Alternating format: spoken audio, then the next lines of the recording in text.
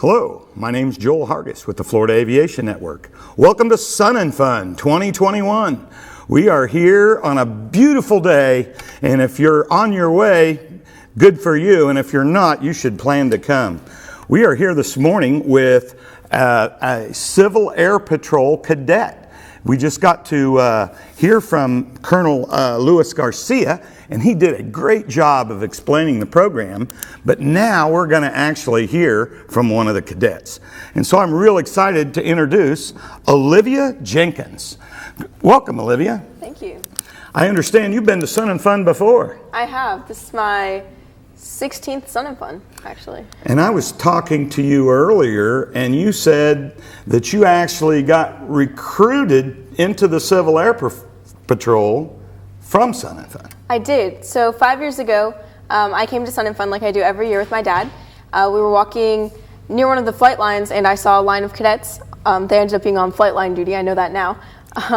So we were walking past, and I saw something happen, and one of the cadets kind of walked over to the other one and exchanged some commands, and it passed all the way down the line. I was like, that was really cool.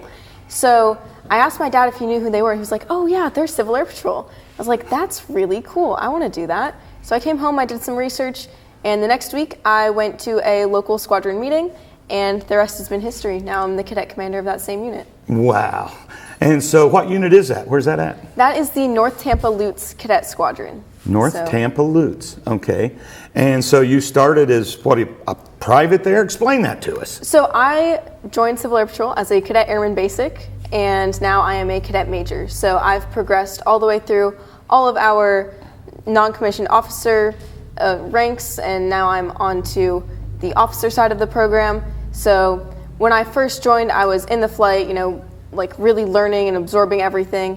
And now I've progressed all the way through our chain of command. So I started out, in those first positions that you get, element leader, squadron guide on, and then they put me in as an acting flight sergeant. So I got to learn the role, and then finally I got to take over as flight sergeant, and then first sergeant. So what is a flight sergeant? So the flight sergeant is basically the person directly in charge of the flight. So your flight is your big group of cadets. You're going to have between 5 and 15 people in a flight, depending on So it's like the a size. platoon or? It is. Okay. So your flight sergeant, that would be the equivalent of, a platoon leader, a platoon commander, something similar to that. So they are directly in charge of the flight. They're the one who drills them around, marches them around, gets them from point A to point B. So they are the bottom of the chain of command right there on the front lines, being directly in charge of your group of cadets. Wow, what a great opportunity to learn leadership and stuff. How old were you when you were flight sergeant? I was 13 when 13 I first years took old, over and you were flight sergeant in charge of the flight. I was. That's pretty amazing. And so at 13, so now you're 17, right? And so tell us how you progressed. So I want to explain that, so if kids are listening, and of course teaching youth aviation is something I'm pretty passionate about, but so how'd you progress? You're 13 years old, you're the flight sergeant already. What'd you do next? So from then I kind of learned how things worked at the squadron. I learned other positions on top of that. Didn't take them yet. I stayed where I was, and I learned and I improved, and I worked on my leadership skills as best I could. So at that point, I was still learning. I was still pretty new, figuring out, because this was the first time I was ever in a real leadership position. So I was really figuring out kind of the ins and outs of being in Civil Air Patrol and in charge of other people and things like that. But at the same time, I was also trying to take pointers from the people I saw around me. So I would see, my first sergeant, the person directly in charge of me, I would see them, talking to our cadet commander and taking pointers from them. And then as they were learning things, I would pick up off of what they would be, changing or tweaking or adjusting. So I kind of learned from watching the people around me. And then from that point, I was able to jump into those higher positions. And over time, because in Civil Air Patrol, we're a youth organization. We start at age 12 and we go to age 21. But also keeping in mind that we are on a community level, we're on a smaller level with regular squadrons. So you're going to have people who graduate high school and move to college. So you're going to have people leave. So when that happens, or when the time is up for a cadet commander to switch over, or anything happens, there are going to be holes in the chain of command and people are going to move up. Sure. So over time, I was able to take over the position of first sergeant. So how old were you when you did that? I was 14. 14. Gosh. So that's fantastic. I was 14 as my squadron first sergeant, and then I got to carry that to other places, so other events. I got to be the first sergeant of an encampment, so there were 180 cadets total. I wasn't in charge of all of them. I was in charge of about 45. So 45? 45. You're 14. I was, yes. Okay. So I got to work on that larger scale with that bigger group of cadets and really get to push all of that leadership out there. 14, you're like a freshman? I was a freshman. Wow, that's very impressive. It was a lot of fun. Yeah, and so that you obviously attained some leadership at that age, and do you think you learned more from the adult officers, or was it the other cadets kind of following in their footsteps? What? It was definitely the other cadets. So we have our senior members, and they are there to look over and kind of make sure that everything's staying safe, and they'll give us pointers and things like that. But the cadet program is a program run by cadets for cadets. So I learned, I would say, about 98% of what I know now from other cadets. So whether it was cadets who were in my home squadron, in the Lutz area, or if I went to other events in Florida Wing. So Florida Leadership Academy was a huge one. I learned so much from that event. It was What is Florida Leadership Academy, Olivia? So Florida Leadership Academy is the Florida Wing, Leadership Academy. So basically, we're split up into 3 groups. We have our NCO Academy. So that's going to be all of our cadets who are between Cadet Senior Airman and Cadet Technical Sergeant. So they're all going to be in one group, and they're going to learn how to lead as an NCO. So that's going to be how to lead as a flight sergeant. Non-commissioned officer. Non-commissioned officer, yes. Thank you. So that's going to be how to lead as, being right there, right in front of your cadets as a flight sergeant. Kind of those lower level leadership positions, those first positions. Where do they hold that at? That is at Florida Elks Youth Camp. That's up in Central Florida, isn't it? It is. It's in the middle of the state. I actually live up near there, not far away. Yes. Great camp. It is. It's a great location for this event. We're split up into, again, our 3 different classrooms, so we're able to kind of do our own thing and stay with our group. But we bring in, phase 4 cadets. So that's going to be our cadet captain to cadet colonel, the very top of our cadet program. Cadet colonel. Cadet colonel. And you are a cadet? Cadet major.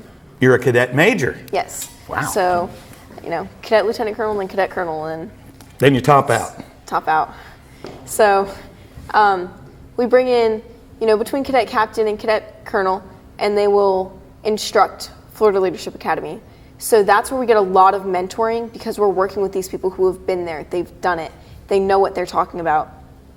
And we get the opportunity to learn from them. They'll give us classes, but then they'll split us up into smaller groups, and we'll have more one-on-one time, and we'll get to know these people. Let me stop you real quick. So how many kids go to this leadership camp? So it's usually between 15 and 30 in each of our academies. So 3 different ones. 3 different academies. 15 to 30. Yes. So there can be up to 90 kids there. Yes. Okay. So it's a huge training opportunity. Yeah. It's really open to. But yet it's still fairly small, so you get some is. one-on-one time. It is. That's awesome.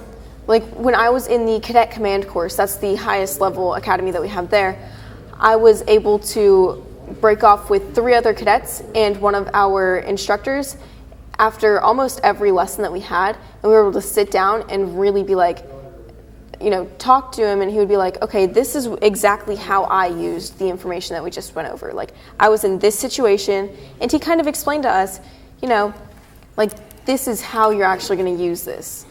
Because when you learn something in theory, it's not the same as doing it in practice. That's right. So when we actually got to sit down and talk to him, and he was like, oh yeah, this is exactly how I practice doing this. And this is kind of what you need to understand. These are the tips and tricks to it. Because they would give us kind of like, a broader lesson, and then we were able to narrow it down. And then we could be like, okay, this is how this applies to my squadron where I'm the cadet commander. And they would kind of be like, okay, so if you're having this issue, this is exactly what you're going to need to do. And what kind of issues do you have commanding a bunch of cadets? So considering that it's a bunch of cadets, ages 12 to 21. Right. That is a broad spectrum. For sure. So any kind like of problems. Like herding cats, right? It is. It is.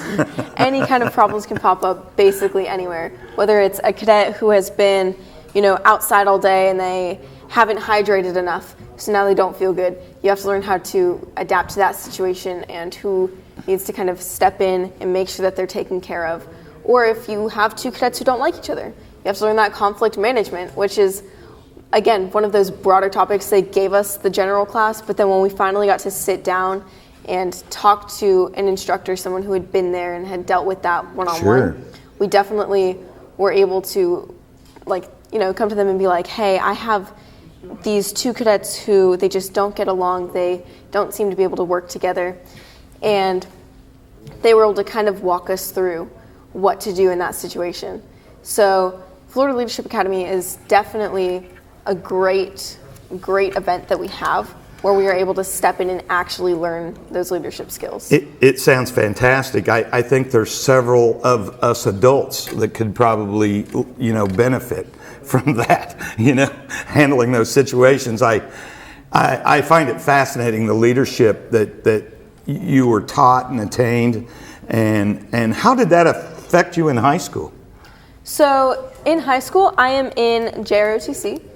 I go to J.W. Mitchell High School, and they start in JROTC, they start putting people on staff during the end of their sophomore year. So at the end of my sophomore year, I was put on staff, and now for next year, I will be the number 3 in the chain of command.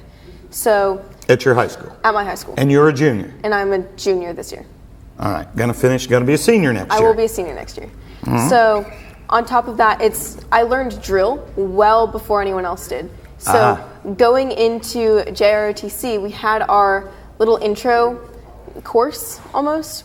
And which you could have probably taught. I did. So I walked in, great. And on the second day of training, they were teaching us basic facing movements. So the first thing that you learn with drill. And they were teaching it to us, and I was just kind of going along. I was like, okay, I know how to do this. Pretty simple. I've been teaching this for a year or two.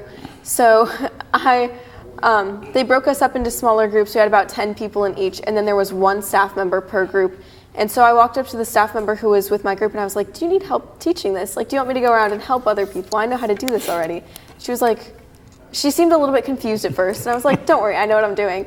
And so we were able to split the load almost, and I was able to step in and help someone who I had never met, who had been there for 2 or 3 years and was currently teaching. I was able to step in on my second day and kind of bring that training over. So that really helped out. It did. And so do you think all that experience, did it help you academically? It did, absolutely. Learning from the age of 12 throughout middle school how to balance a schedule, that has definitely helped all the way through, because with Civil Air Patrol we have one meeting a week, but at the same time we have these events that it'll be Friday to Sunday.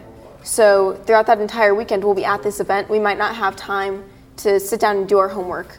So we have to figure out, I can go to my teacher on Thursday and ask for that homework in advance, and then make sure that I'm focused and I get it done and turned in before I even go to this event. Then I don't have to worry about it. Nice. So academically it's absolutely helped, because it teaches us, we have to get it done before, and then later is the time to, go out and play. So I understand that you are also getting close to your private pilot's license. That's awesome. I love, like I say, I love kids and getting them into flying and helping them get their license. So how long you been taking flying lessons? So since last July, I've been flying very regularly. Since last July, and you fly in a 172. 172, and the panel? It's all steam gauge. I don't fly a glass panel. All right, I can relate to that. I fly a steam gauge airplane myself. And how old were you when you soloed? I was 16 years old when I soloed. That was in September of last year. So 16 years old, and there's scholarships available. Is that right? Yes. Let's make sure we have time to talk about that, because I think that's one of the most important things that we have that you can tell us about. So talk to us about the Cadet Wing Scholarship. So the Cadet Wing Scholarship is a scholarship that is available for anyone in Civil Air Patrol to apply for. So I was a recipient this year of the Cadet Wing Scholarship, and it's going to pay for the rest of my private pilot's license. Nice. So the best way to kind of work towards attaining this scholarship is to make sure that you already have your solo flight done. You should be past your first solo flight. And then as long as you've passed your FAA written exam, then you're basically golden. So Civil Air Patrol gives out a number of these scholarships every year, and they will pay for these cadets to finish off their private pilot's license completely. And do you have to be in CAP for any length of time or any rank or anything to qualify for the scholarship? So that stuff definitely does look better on an applicant. So being a cadet major, I had a better chance of getting the scholarship than a cadet airman would, because I've been in this program for 5 years and I've worked my way through. So that does help, but it's not completely required. All right. So, Olivia, man, you've so impressed me. What do you want to do with that pilot's license? I think you mentioned you're thinking about the military. Tell me what you want to do. We got a couple minutes left. Please tell us. So I actually my options are still pretty open. I definitely want to go into the military as an officer. So whether that's going to one of the service academies, I'm definitely looking at the Air Force Academy in West Point. Nice. If I go into the Army, I would prefer to fly helicopters, just because I can already fly fixed wings, so why not expand a little bit more? Why not add another ticket? Absolutely. Why wouldn't you do that? Exactly. Yeah. So, or going into the Air Force and flying anything that they will let me fly. So. Yeah, like maybe a Raptor or something. I could. That would definitely be a lot of fun. That would be kind of a hoot, wouldn't it? Yeah, so Olivia wants to go to the Air Force Academy and fly Raptors. Why not? I think she can do it. What do you think? I mean, she was leading, 45 cadets when she was like 14 years old. I think you got this. Hopefully. I am super impressed. So, what would you tell any youth or parents of youth watching this right now? What advice would you give those kids or their parents to get involved? What would be your advice? I would say definitely, if you have the opportunity, join a program like Civil Air Patrol. Find some way to go out into the community and to help those around you, but also make sure that you're learning yourself. So focus on academics, focus on extracurriculars, and just make sure that you're trying to help other people and also improve yourself at the same time. You're amazing. Guys, she could be a career counselor like today. She's ready to go. Just amazing. So what are you going to do at Sun and Fun this week? So this week I am a flight commander. We've been kind of all over the place. Yesterday, my flight, I got to take them out. We did the SOCOM flag catch. So there was a SOCOM parachuter who jumped out at the beginning of the air show, and he had an American flag banner with a 25-pound weight on the bottom. So we stood in the field as he, parachuted down, and there were specific things we had to do. We had to wait for the weight to hit the ground, and then his feet to hit the ground, and then he had to cut, and there was a whole thing. But we basically had to rush off to the field and get the flag from him. So that's cool. That was definitely a lot of fun. That was cool. We got to meet some really, really cool people. We're gonna, we've been working the air show. We've been on the flight line, making sure that people are staying safe, staying off of the taxiway when there are airplanes going through. So there are a lot of things that we're going to be doing this week, but it should definitely be a lot of fun. Well, I have to tell you, I am thoroughly impressed with you, young lady. I think you have a very bright future. Thank you. I see you being an officer in the military, and what a great story for to be out there. I'm so glad we had this interview. So here we are. It's Sun and Fun 21. We've had some beautiful weather. The Blue Angels are coming, and you should come out to Lakeland Linder Airport for Sun and Fun 2021.